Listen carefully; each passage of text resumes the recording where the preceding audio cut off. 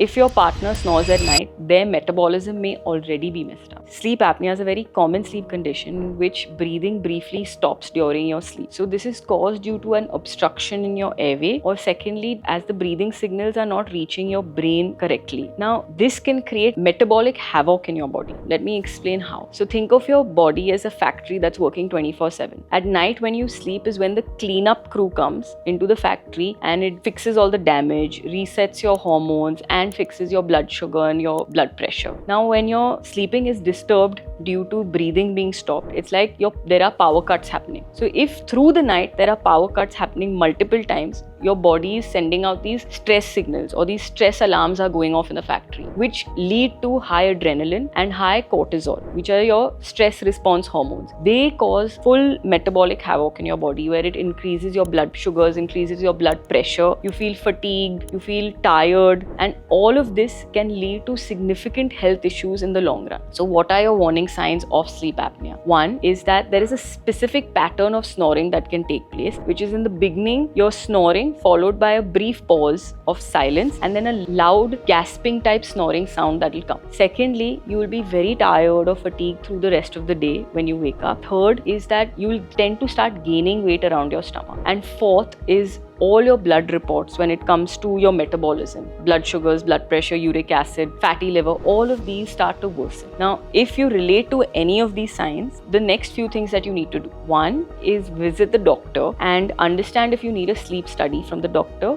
and then take those reports back. The doctor will probably prescribe you something called as a CPAP machine, and don't ignore this advice because it is needed. It's like you're resetting your factory, or that's when your actual power is running very smoothly in the factory. Second, in terms of your lifestyle, what you could do is, if you are overweight, you should aim to drop at least 5 to 10% of your body weight. That automatically helps better your sleep apnea. Second is avoid alcohol and caffeine very close to bedtime. And third is sleep on your side. So snoring is not just a habit, it is a signboard for your health. Take note of it and take steps to manage it better for a metabolically healthy future.